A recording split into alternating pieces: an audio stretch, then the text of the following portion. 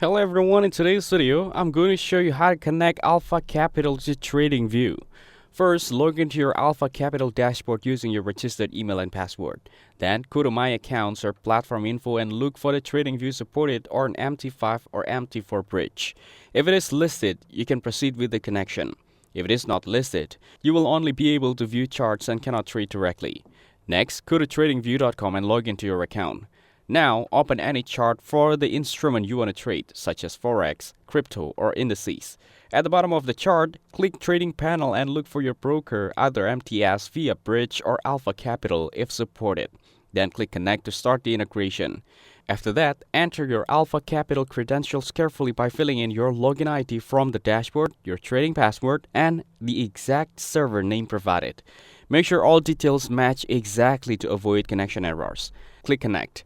Once connected, your account balance will appear in the TradingView panel and you can execute buy or sell orders directly.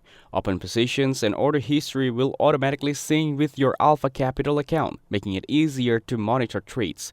If the connection fails, check the server name, confirm you are using your trading password and not the investor password, and ensure your account is active, funded, and approved for trading. That's it. Thanks for watching. Don't forget to like and subscribe for more videos.